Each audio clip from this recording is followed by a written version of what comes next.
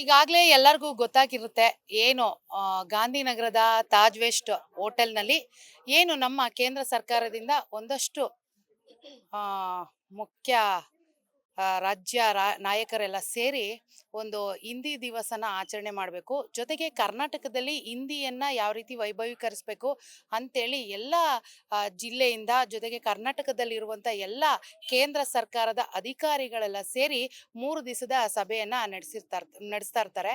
ಅಂತ ಸಂದರ್ಭದಲ್ಲಿ ನಮ್ಮ ರಾಜ್ಯಾಧ್ಯಕ್ಷರಾದ ಅಣ್ಣ ಟಿ.ಎ. ನಾರಾಯಣಗೌಡರಿಗೆ ಮಾಹಿತಿ ಸಿಗುತ್ತೆ. ಆ ಒಂದು ಆದೇಶದ ಮೇರೆಗೆ ನಾವು ತಾಜ್ ವೆಸ್ಟ್ ಎಂಡ್ ಹೋಟೆಲ್ಗೆ ಹೋಗಿ ಆ ಸಭೆ ನಡೀತಿರುವಂಥ ಸಂದರ್ಭದಲ್ಲೇನೆ ನುಗ್ಗಿ ನಾವು ಅಲ್ಲಿದ್ದಂತಹ ಸಂಪೂರ್ಣ ಹಿಂದಿ ಬ್ಯಾನರ್ ಅಂತಾನೆ ಹೇಳ್ಬೋದು.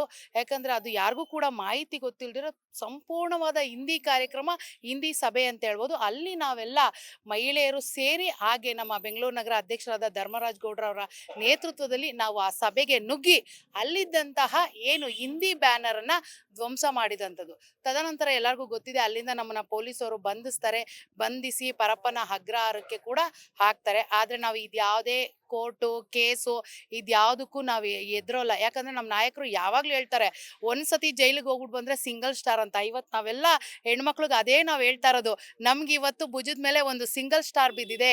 ಹಾಗಾಗಿ ನಾವು ಯಾವುದೇ ಹೋರಾಟಕ್ಕಾಗ್ಲಿ ಈ ತರ ಜೈಲ್ಗಾಗ್ಲಿ ಯಾವುದಕ್ಕೂ ನಾವು ಎದುರಲ್ಲ. ಇನ್ನೂ ನಮ್ಮ ಹೋರಾಟ ದುಪ್ಪಟ್ಟು ಜಾಸ್ತಿ ಆಗುತ್ತೆ ವಿನಃ ಕರ್ನಾಟಕದಲ್ಲಿ ಬೆಂಗಳೂರಲ್ಲಿ ಹಿಂದಿಯನ್ನ ವೈಭವೀಕರಿಸಕ್ಕೆ ಜೊತೆಗೆ ಕನ್ನಡದ ಮೇಲೆ ಯಾವುದೇ ಭಾಷೆಯನ್ನ ಒತ್ತಡ ಪೂರ್ವಕವಾಗಿ ತುರ್ಕಕ್ ಬಂದ್ರೆ ಕರ್ನಾಟಕ ರಕ್ಷಣಾ ವೇದಿಕೆ ನಾರಾಯಣಗೌಡರ ಸಂಘಟನೆಯಿಂದ ನಾವು ಯಾರು ಕೂಡ ಸುಮ್ಮನೆ ಬಿಡಲ್ಲ ಅಂತ ಈ ಸಂದರ್ಭದಲ್ಲಿ ಹೇಳ್ತೀನಿ.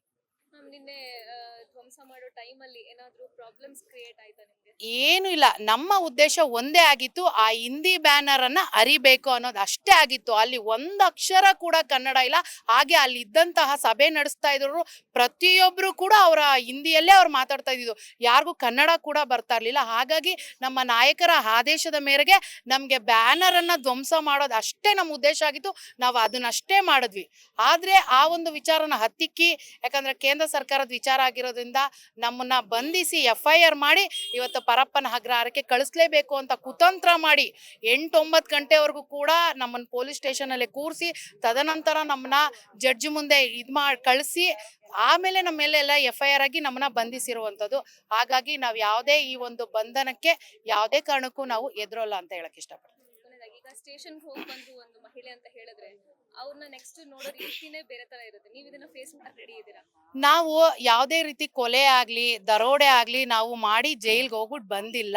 ನಾವು ಈ ನಾಡಿಗೋಸ್ಕರ ನುಡಿಗೋಸ್ಕರ ನಮ್ಮ ಭಾಷೆಗೋಸ್ಕರ ನಾವು ಇನ್ನೂ 100 ಕೇಸ್ ಹಾಕಿಸ್ಕೊಳ್ಳೋಕ್ಕೂ ಕೂಡ ನಾವು ಸಿದ್ಧ ಇದ್ದೀವಿ. ಯಾಕಂದ್ರೆ ನಮ್ಮನ್ನ ಒಳಗಡೆ ಕೂಡ ನಮ್ಮನ್ನ ಅವರು ನಡ್ಸ್ಕೊಳ್ಳೋ ರೀತಿ ಆಗಿರ್ಬೋದು, ತುಂಬಾನೇ ಹೋರಾಟಗಾರರು ಅಂತ ತುಂಬಾನೇ ನಮ್ಮನ್ನ ಗೌರವದಿಂದ ಯಾವುದೇ ಕೈದಿಗಳ ತರ ನಮ್ಮನ್ನ ಯಾರು ಅಲ್ಲಿ ನೋಡ್ಲೇ ಇಲ್ಲ.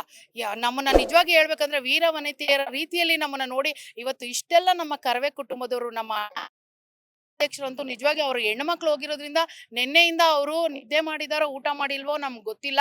ನಿನ್ನೆಯಿಂದನೂ ಕೂಡ ಅವ್ರು ಸತತವಾಗಿ ಪ್ರಯತ್ನ ಮಾಡಿ ಮಹಿಳೆಯರನ್ನ ಹೊರಗ್ ತಂದ್ರಲ್ಲ, ನಿಜವಾಗಿಯೂ ನಾವು ಇಂಥ ನಾಯಕರನ್ನ ಪಡೆಯಕ್ಕೆ ಪುಣ್ಯ ಮಾಡಿರ್ಬೇಕು. ಹಾಗಾಗಿ ನಾವು ಇದ್ಯಾವುದಕ್ಕೂ ಕೂಡ ಹೆಚ್ಚಲ್ಲ. ಇದರಿಂದ ಇನ್ನಷ್ಟು ಮಹಿಳೆಯರಿಗೆ ಈ ಒಂದು ಹೋರಾಟ ಸ್ಫೂರ್ತಿ ಆಗುತ್ತೆ.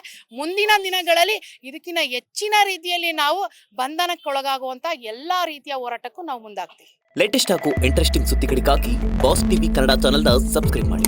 ಹಾಗೆಯೇ ಬೆಲ್ ಐಕಾನ್ ಪ್ರೆಸ್ ಮಾಡಿ. ಇದರ ಜೊತೆಗೆ ಫೇಸ್ಬುಕ್, ಇನ್ಸ್ಟಾಗ್ರಾಮ್, ಎಕ್ಸ್ ನಲ್ಲೂ ಮಿಸ್ ಮಾಡದೆ ಫಾಲೋ ಮಾಡಿ.